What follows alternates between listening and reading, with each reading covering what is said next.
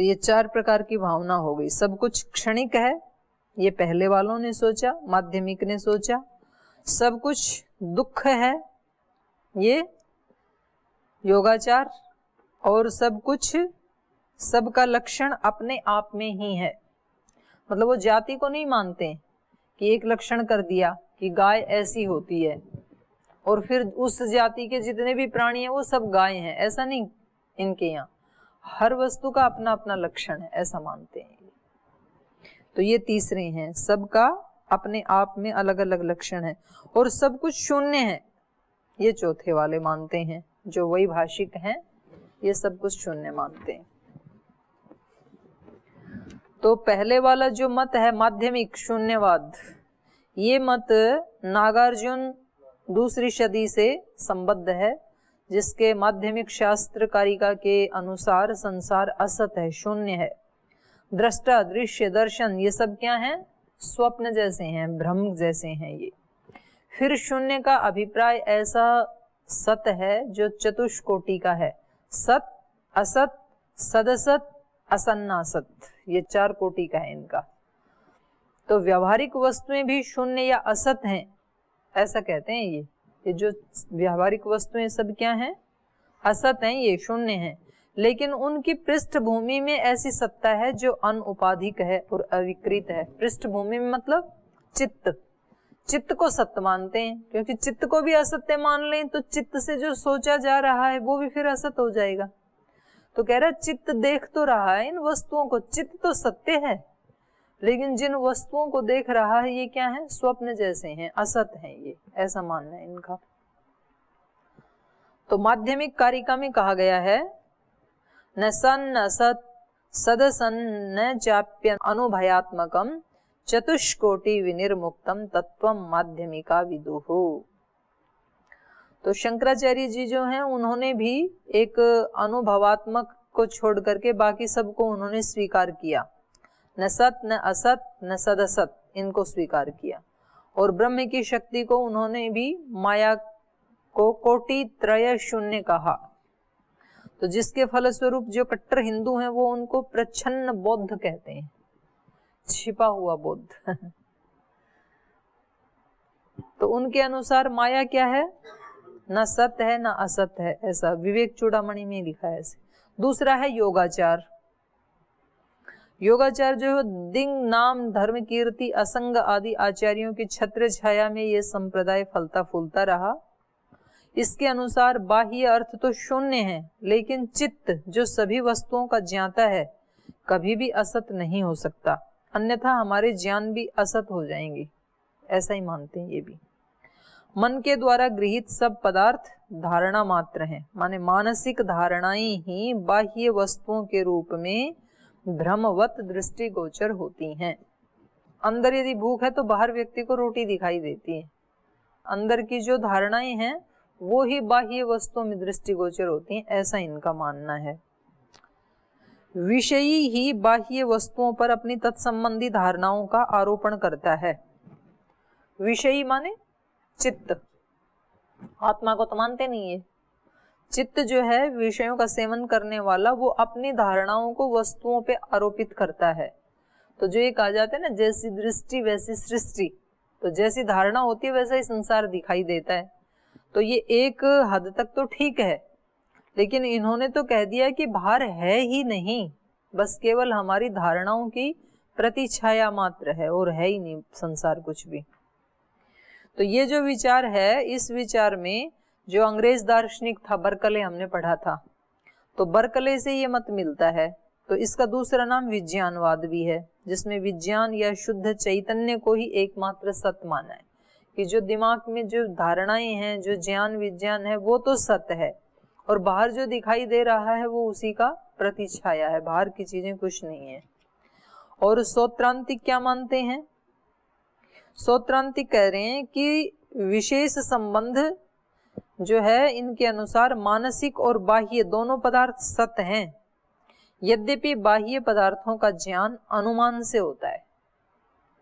उनके प्रत्यक्ष के लिए विषय, चित्त, इंद्रियों तथा सहायक तत्व जैसे प्रकाश, आकार आदि इन वस्तुओं की अपेक्षा होती है, और इनके परस्पर मिलने से मन में उत्पन्न होने वाले विषय का विचार या अनुकृति प्राप्त होती है। तो इस प्रकार बाह्य वस्तुएं मन में रहने वाले विषय के विचारों के प्रतिनिधि मात्र हैं। मानते तो हैं ये वस्तुओं को, पर वस्तुएं होती वही हैं जो हमारी मन की धारणाएं हैं, वैसी ही वस्तुएं बाहर उपलब्ध होती हैं। तो अनुमान से मिलती हैं, मानसिक धारणाओं से ही मन बाह्य पदार्थों का अनुमान कर लेता है। और चौथे जो हैं वैभाषिक, ये कहते हैं बाहरी वस्तुओं को अनुमेय न मान करके पूर्णतया प्रत्यक्ष गम्य मानते हैं ये, क्योंकि जब तक उनका प्रत्यक्ष ना हो उनकी सत्ता किसी दूसरे साधन से सिद्ध नहीं हो सकती। ये उल्टा कहते हैं, ये कह रहे हैं मन में धारणा बनेगी ही तब जब बाहर आप किसी चीज की प्रत्यक्ष अनुभूति कर लेंगे, तभी तो धारणा बनेगी। विचार में कोई चीज कब आएगी? जब हम प्रत्यक्ष उसका आस्वादन कर लेंगे। तो प्रत्यक्ष मुख्य है, ये कहना है इनका। ये कह रहे हैं पहले अग्नि का प्रत्यक्ष जिस व्यक्ति ने नहीं किया तो कभी भी धूम के आधार पर उसका अनुमान नहीं कर सकता है। तो पहले प्रत्यक्ष होना चाहिए, फिर मन में धारणा बनती है उसकी। तो बाह्य पदार्थों से संपर्क नहीं रहने पर मनोजगत में कभी बाहरी चीजों की धारणा नहीं बन सकती है। तो पहले बाहरी चीजों के प्रत्यक्ष संपर्क में आता है आत्मा, फिर उसकी धारणा बनती है। तो ये चार हो गए इनकी। माध्यमिक क्या कहते हैं? पूर्ण असत या पूर्ण सत को अस्वीकार करके दोनों की सौपाधिक सत्ता मानने वाला, मध्यम मार्ग का अवलंबन करने वाला माध्यमिक। योगाचार, योग मतलब चित्तवृत्ति, योगस चित्तवृत्ति। तो चित्तवृत्तियों की प्रवीणता और आचार का समन्वय, तो ये हो गया योगाचार। योग के द्वारा मानसिक सत्ता को ही स्वीकार करके बाह्य पदार्थों में विश्वास हटा देना, ये योगाचार हो गया।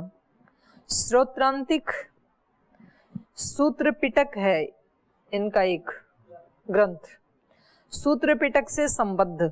इसके बहुत से ग्रंथ, सुतांत आदि हैं ग्रंथ, उन नाम से ये विख्यात है सूत्रांतिक। और वैभाषिक है, ये विभाषा नाम का भी एक महाग्रंथ है इनका, अभिधर्म महाविभाषा।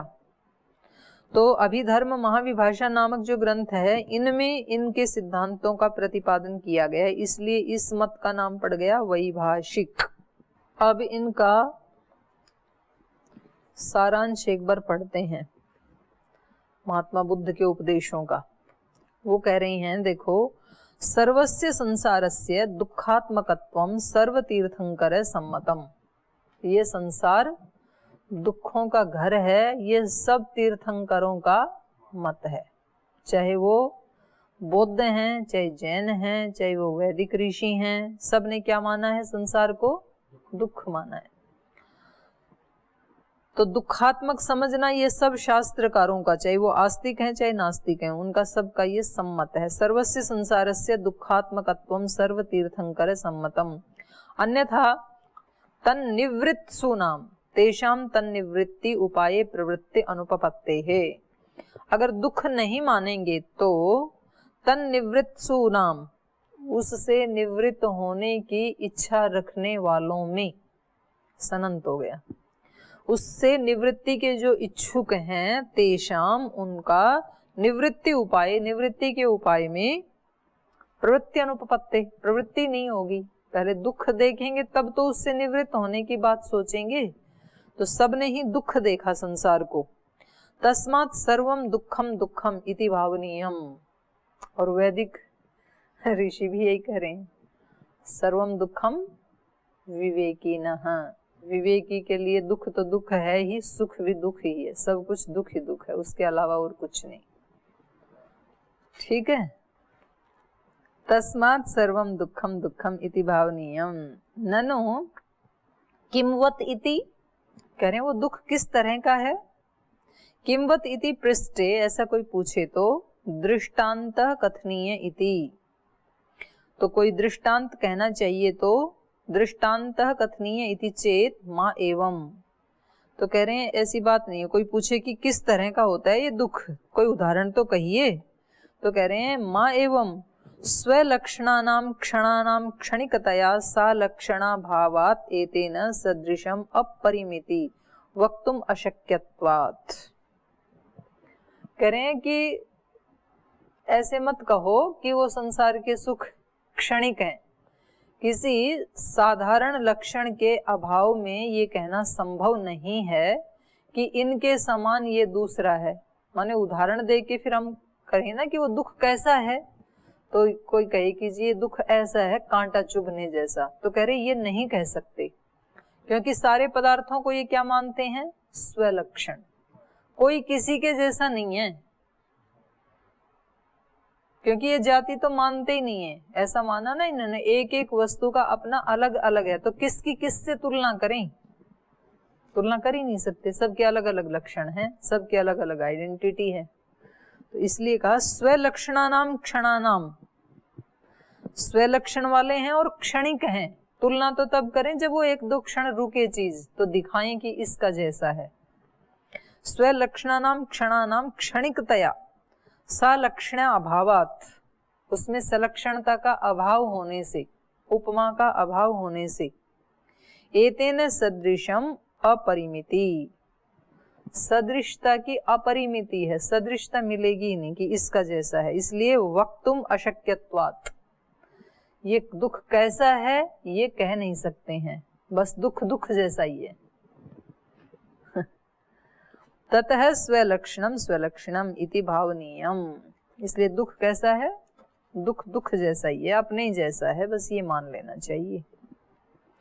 तो इसमें एक उसका ये दे रहे हैं, सांख्य कारिका की भी जो पहली कारिका है उसमें कहा है दुख त्रय विघातात् जिज्ञासा तो तद उपघात के हेतु दृष्टि सा पार्था चेत नैकांत अत्यंतो भावात्। दुख त्रय विघातात्, दुख त्रय से सब परेशान है, उनका अभिघात से जिज्ञासा। तो अब जिज्ञासा उत्पन्न होती है कि इनको हटाएं कैसे। तीन प्रकार के दुख, या तो तीनों ही प्रकार के हैं किसी को, या दो प्रकार के हैं, या एक प्रकार का है, पर कोई ना कोई दुख तो सबको लगा हुआ है। तो दुख त्रय विघातात् जिज्ञासा तद उपघात के हेतु जिज्ञासा, उस दुख को हटाने का जो कारण है उसमें जिज्ञासा है, उसको जानना चाहते हैं कि हटाने का कौन सा उपाय है, उसको हम जानना चाहते हैं। तद उपघात के हेतु जिज्ञासा, क्योंकि सा दृष्टे अपार्था, वो जो पीड़ा है वो दृष्ट उपायों से अपार्था, हटाई नहीं जा सकती। दुख हैं और उसके लिए हमने उपाय भी बहुत कर लिए हैं दृष्ट, लेकिन दुख आज तक हटा नहीं, अत्यंत नहीं हटा, थोड़ी देर के लिए हटता है फिर आ जाता है। तो कोई तो ऐसा उपाय होगा जिससे अत्यंत हट जाए। तो ये जो हमारी जिज्ञासा है दुख को हटाने की, ये दृष्ट उपायों से तो शांत हुई नहीं। दृष्टे सा अपार्था चेत न एकांत अत्यंतो भावात्, दृष्ट उपायों से ही हम इनको दुखों को हटा देंगे ऐसे कोई कहे तो वो हटाने योग्य नहीं है वो जिज्ञासा, क्योंकि दृष्ट उपायों से वो एकांत माने एक तरफ से और अत्यंत माने सर्वथा, माने सर्वथा भावेन उनकी निवृत्ति नहीं होती है, एकांतिक रूप से और अत्यंत रूप से उसकी निवृत्ति नहीं होती है दृष्ट उपायों से। तो सारांश यह है कि दर्शनों का मतभेद दुख की प्रकृति और उनसे बचने के उपायों को लेकर के तो हो सकता है, पर दुख है और उसको हटाना है इसमें कोई मतभेद नहीं है। सभी दार्शनिकों का ये मत है, दुख तो है पर उसको कैसे हटाएं उसमें तो मतभेद हो सकता है, उसको हटाना है इसमें और दुख है इसमें कोई मतभेद नहीं है। तो दुख की व्याख्या भगवान बुद्ध कैसे करते हैं? उन्होंने भी दुख देखा संसार में। तो भगवान बुद्ध कहते हैं इदम खोपन्न भिक्खवे दुखम अर्य सच्च जाति पि दुखा जरा पि दुखा मरणम पि दुखम शोक परिदेव दो मनस्य सुपायासापि दुखा अप्येहि संपयोगो दुखो पियेहि पिप्पयोगो दुखो यप्पिच्छम न लभति तम्पि दुखम सखी तेन पंचोपादान नखधापि दुखा। पाली भाषा।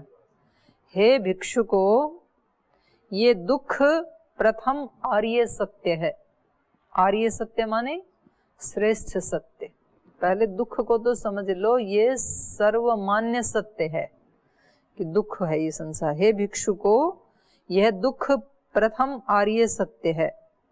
इदम खोपन्न भिक्खवे दुखम आर्य सच्च। जन्म लेना भी दुख है। देखो इस जीवन में दुख क्या क्या, जन्म लेना ही अपने आप में दुख है, कितने कष्ट से तो जन्म होता है। वृद्धावस्था भी दुख है, मरण भी दुख है, शोक परिवेदना ये तो साक्षात दुख है, पश्चाताप दुख है, उदासीनता परिश्रम ये भी दुख है, अप्रिय वस्तु के साथ समागम होना ये भी दुख है और होता ही है रोजाना, प्रिय का वियोग होना ये भी दुख है, ईप्सित वस्तु को नहीं पाता है व्यक्ति ये भी दुख है। तो संक्षेप में ये राग के द्वारा 5 स्कंद भी दुख हैं। 5 स्कंद आते हैं इनके बौद्धों के, इसमें 5 स्कंद है, रूप वेदना संज्ञा संस्कार और विज्ञान, ये 5 स्कंद हैं। तो ये सब भी क्या हैं, दुख हैं। बुद्ध का कहना है कि हंसी और आनंद कैसे हो जब ये भव रूपी भवन नित्य जल रहा है। तो कहां से खुश हो, कैसे आनंदित रहें, ये तो जल रहा है रोजाना। किन्नु हासो किम आनंदो नित्यम पद जलिते सती, धम्मपथ में कहा है, धम्मपद में। बौद्धों की दूसरी भावना है सर्वम स्वलक्षणम स्वलक्षणम। क्षणिक होने के कारण सभी पदार्थों का अपना अपना लक्षण है, क्योंकि अगले क्षण तो वो रहता ही नहीं ना, तो उसका जैसा कोई दूसरा हो ही नहीं सकता।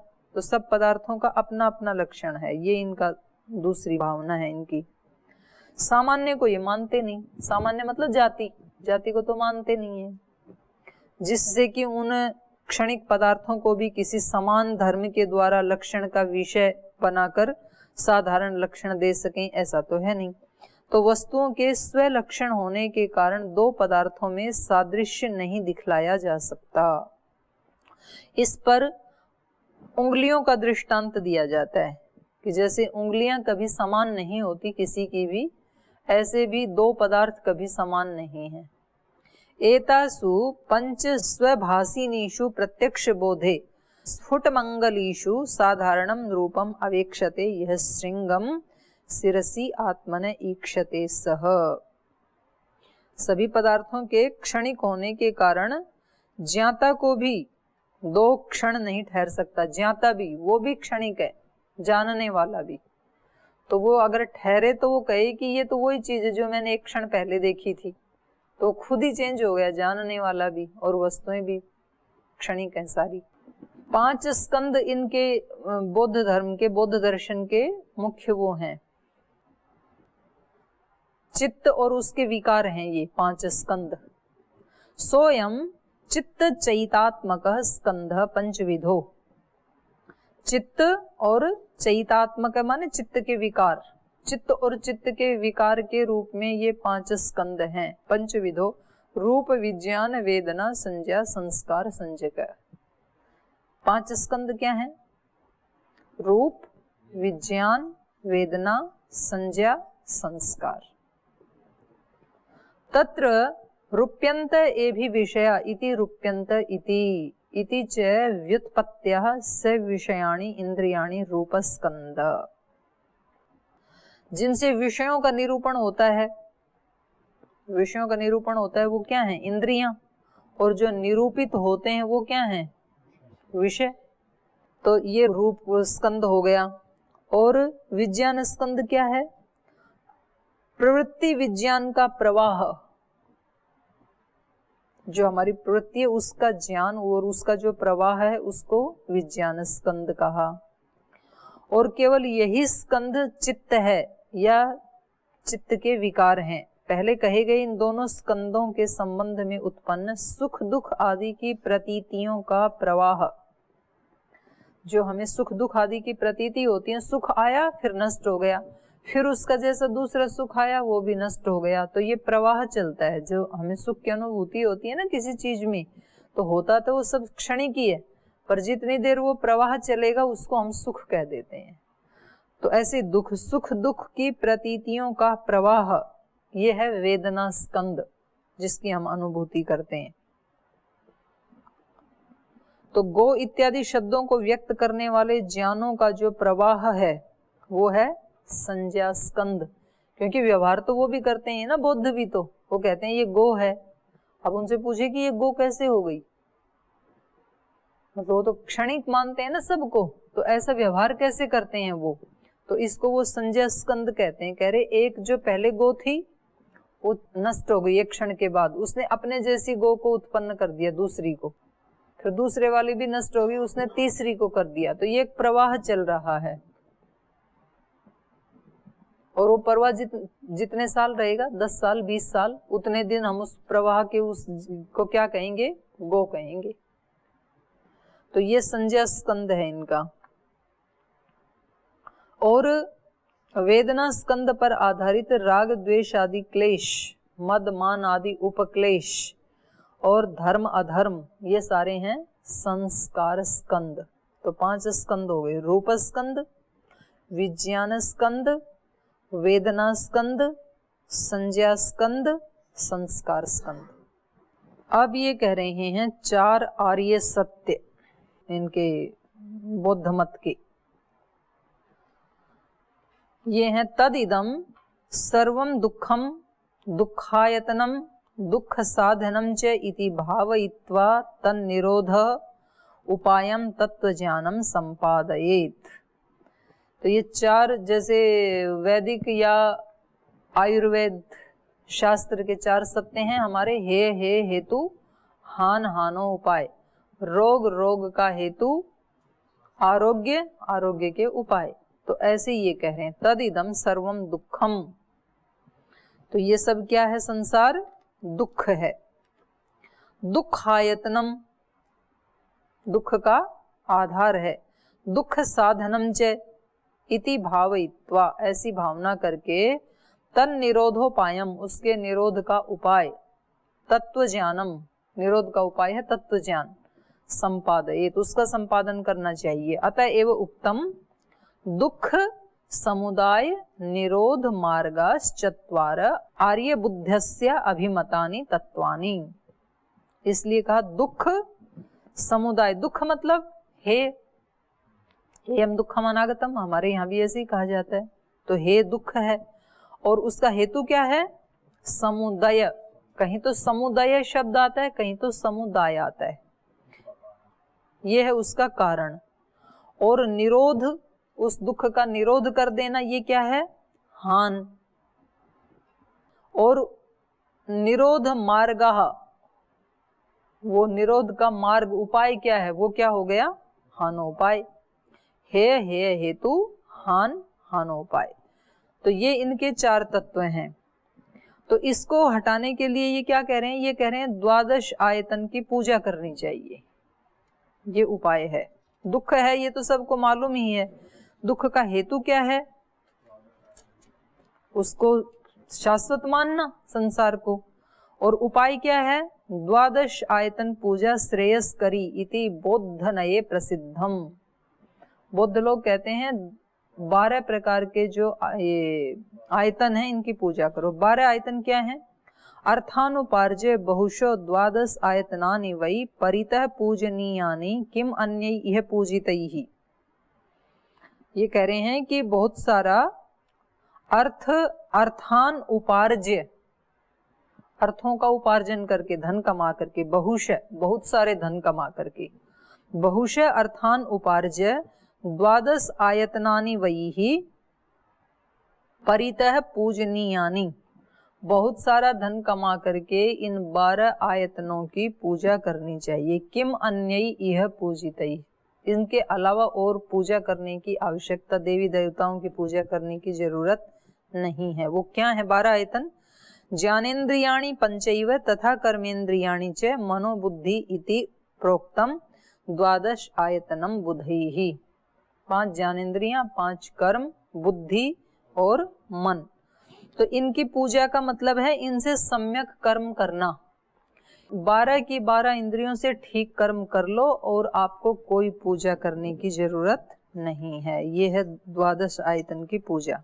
दुखम संसारिण स्कंध ते च पंच प्रकीर्तिता विज्ञानम वेदना संज्ञा संस्कारो रूपमेव च, तो ये बताई दिया 5 स्कंद और पंचेन्द्रियाणि शब्दाद्या विषय पंचमानसम धर्मायतनम एतानि द्वादश आयतनानि तु, 5 ज्ञानेन्द्रियां और 5 कर्मेंद्रियां और मन बुद्धि। रागादीनाम गणो यस्मात् समुदेति नृणाम हृदि आत्मा आत्मीय स्वभावाख्यः स स्यात् समुदयः पुनः। करें जिससे रागादि का समूह मनुष्यों के हृदय में उत्पन्न होता है, आत्मा के अपने स्वभाव के नाम से जो विद्यमान है वो समुदय है। समुदय मतलब चित्त, जिसको हमने हे हेतु कहा था, वो समुदय है। क्षणिका सर्व संस्कारा इति या वासना स्थिरा स मार्ग इति विज्ञेय स च मोक्षो विधीयते। सारे संस्कार क्या हैं? क्षणिका, क्षणिका सर्व संस्कारा इति या वासना, ये जो भावना है ये स्थिरा, इसको स्थिर करना चाहिए कि सारे संस्कार, ये सारा संसार क्या है? क्षणिक। स मार्ग इति विज्ञेय, और यही मार्ग है निकलने का, मालिक क्षणिक से। सच मोक्ष विधीयते, इस सब को क्षणिक मान करके इससे बाहर निकलने का उपाय करो, यही मोक्ष है। प्रत्यक्ष अनुमानम च प्रमाण प्रमाणत द्वितीयम तथा चतुष्प्रस्थानिका बोधा ख्याता वैभाषिकादयः। प्रत्यक्ष और अनुमान, ये 2 प्रमाण को मानते हैं बौद्ध, और वैभाषिक आदि बौद्धों के 4 प्रस्थान प्रसिद्ध हैं। अर्थो ज्ञानवितो वैभाषिकेन बहुमन्यते सौत्रांतिकेन प्रत्यक्ष अग्राह्योर्थो न बहिर्मत आकार सहिता बुद्धिर योगाचारस्य सम्मता केवला संविद स्वस्थाम मन्यन्ते मध्यमा पुनः। तो ये पहले हमने चर्चा कर ली इनकी। रागादि ज्ञान संतान वासना उच्छेद संभवा चतुर्णाम अपि बौद्धानां मुक्ति एषा प्रकीर्तिता। रागादि ज्ञान की जो परंपरा रूपी वासना है उसके नष्ट हो जाने से जो उत्पन्न है वो मुक्ति, ये इन चारों को ही इष्ट है। चतुर्णाम अपि बौद्धानां मुक्ति एषा प्रकीर्तिता, उससे छूटना ही मुक्ति है, ये चारों का बराबर है। और लास्ट है इनका कृति ही कमंडलु मोंडेयम चीरम पूर्वाह्न भोजनम संघो रक्तांबरत्वं च शिष्ट्रिये बौद्ध भिक्षु भी। तो इनके क्या क्या हैं? कृति ही, कृति मतलब चर्म, चर्म का आसन। कमंडलु, मोंडेयम मुंडन करवाना, चीरम वस्त्र, वस्त्र धारण करना, और पूर्वाह्न भोजनम एक बार खाना खाना, और संघ समूह में रहना, अकेले नहीं रहना, और रक्तांबरत्वम लाल वस्त्र धारण करना। रक्तांबरत्वम च शिष्ट्रिये, ये स्वीकार करते हैं बौद्ध भिक्षु भी, बौद्ध भिक्षुओं के द्वारा ये चीजें स्वीकार की जाती हैं। तो ये थोड़ा बौद्ध दर्शन के बारे में हमने चर्चा की, शेष चर्चा कल करेंगे।